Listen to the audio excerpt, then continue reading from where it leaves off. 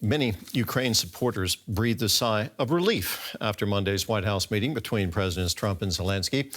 Unlike the meltdown on live TV during their encounter 6 months ago, this time the atmosphere remained cordial. Zelenskyy and his aides appeared to have learned how to better read the U.S. president, for whom style is sometimes more important than substance. A new look for new talks. Ukrainian President Volodymyr Zelenskyy is dressed formally. A black field jacket, black shirt, and black slacks. Appearance, after all, is important for Donald Trump. And at the meeting, Zelensky's attire is immediately noticed. President Zelenskyy, you look fabulous in that suit. I said the same thing. Yeah, looks good on I you. said to the one that attacked you last time. See, that was I remember that. Yeah, I apologize to you. You look wonderful. No, my first question for you, President Zelenskyy. In the same suit. You see, I changed, you are not.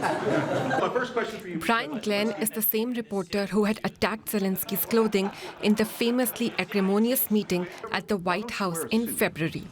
Why don't you wear a suit? You're at the highest level in this country's office, and you refuse to wear a suit. Just want to see if do you own a suit?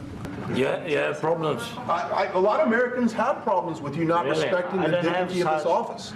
I will wear a costume after this war will finish. Okay.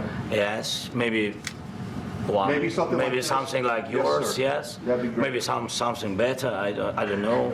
We will see. The Ukrainian president is usually seen in sweatshirts, polos and military-style outfits since the Kremlin's full-scale invasion. Ukrainians view this as Zelensky's solidarity with their soldiers and their war-ravaged country. However, since the public spat in February, Zelensky's clothing and tactics have changed. Later in April, in his meeting with Trump at the sidelines of Pope Francis' funeral, Zelenskyy was seen in a suit. His diplomacy improved as well. He handed over a letter from his wife to Melania Trump. Using this opportunity, many thanks to your wife, First Lady of the United States. She sent a letter to Putin about our children, abducted children, and my wife, she, the First Lady of Ukraine, she gave the letter. It's not to you, to your wife. And this time he was in Washington, not alone, but with the support of influential European leaders, presenting a unified front of solidarity with Ukraine to end the war that began with Russia's invasion of the country. So how did the meeting between Trump and Zelenskyy go down among Ukrainian public? Here's what some people in Kyiv had to say. I believe that we need to support the president now. We find ourselves in a very difficult situation. It looks like world leaders want to divide up the territories of Ukraine that constitutionally belong to us. We need military guarantees from the United States that their troops guarantee the security of our territorial integrity. And if Russia violates it and attacks us again, then their troops will defend us. These are absurd things. Security guarantees are here today, gone tomorrow. Today there could be some American contingent, and tomorrow it will leave, as it did from Afghanistan. If Trump interrupted the meeting to call Putin, it's kind of sad. But, well, it's good that they didn't fight. DW correspondent Nimisha Jaiswal is in Kyiv. She told us more about how people in Ukraine are reacting to the meeting between President Zelenskyy and Trump. The last time Zelenskyy and Trump met in the Oval Office, things got pretty ugly, and nobody remembers that as well as the people of Ukraine, who united behind their president after that February bust-up. Now, after the latest round, which ended with smiles and cordiality, there has been a sigh of relief, but Ukrainians are reacting with caution to the overall DC summit. Let's look at three things. First, security guarantees. This has been a top demand for Ukrainians in polls across the country over the last many months. They want firm security guarantees, especially if Ukraine is not going to be allowed a path into NATO. The fact that Zelenskyy came out of the summit and said that these guarantees may be outlined within the next 10 days has been a cause of optimism.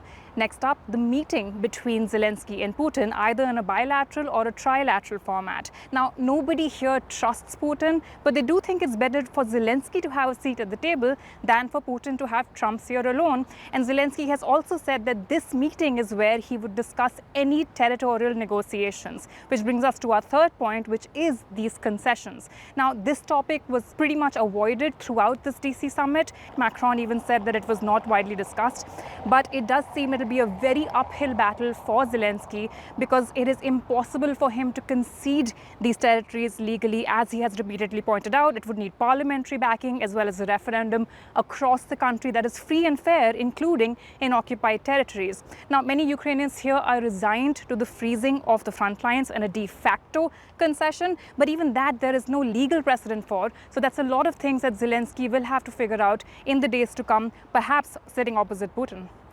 So many opinions, so many unanswered questions. We asked former NATO Secretary General Rasmussen what it will mean for Kyiv and its European partners if the war in Ukraine, if that war continues. Well, let's face it.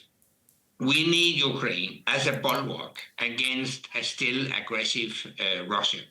Whatever will be the outcome of this conflict, you will still have an aggressive Russia. And we need Ukraine as a bulwark against that aggressive Russia. We need Ukraine as an integrated part of a new European security architecture. So if we allow Putin any success in Ukraine, then he will just get appetite for even more. And according to our intelligence agencies, he might be capable of attacking even a NATO country by the end of this decade. That is what is at stake. All right, strong words there. Let's go now to our Russia analyst, Konstantin Eggert. He joins me from Vilnius. Konstantin, we heard from the former NATO Secretary General there warning of a Russian attack against a NATO country maybe by the end of this decade. How realistic do you think that is? Well, looking from Vilnius, which is situated 32 or 34 kilometers from the border of Belarus, which in military terms is a de facto Russian protectorate, this is a very acute interest and very acute worry here in the Baltic capitals as well as in Warsaw. Potential scenarios for Russian strike against the Baltic states of Poland are constantly debated. And one of them is essentially an incursion, armed incursion with withdrawal, after which the North Atlantic Council will have to meet and determine whether it is aggression or not. And this will test the political unity of NATO to the limit. And we know the usual suspects in Budapest, in Bratislava, probably in other capitals, who will say, well, you know, it's not really war. And this is, I think, what Putin at least will be aiming at, undermining NATO unity physically, showing it to the world that the alliance is politically dead. Rasmussen says that Ukraine could work as a bulwark for the rest of Europe against Russia. I mean, is it a bulwark or a punching bag? I mean, how is this going to work for Ukraine? Oh, great question, Brett. I think what Secretary General, former Prime Minister Anders Fogh Rasmussen meant is that as long as there is, or rather if there is a tangible Western presence in Ukraine, as long and rather if Ukraine is an ally of the West, and this alliance is politically and militarily formalized, then Putin will think twice before moving against NATO, because to all intents and purposes, Ukraine will be an unofficial member of NATO. I think this is what the most far-sighted European leaders are debating now, integrating Ukraine into the transatlantic defense structures without calling it NATO membership. That, I think, is the ultimate goal, and that I think I think what Anders Fogh Rasmussen pretty presciently talks about. Yeah, like being in the club, but you don't get to say you're in the club, you could say. Konstantin, as always, thank you. We appreciate your analysis. Thank you.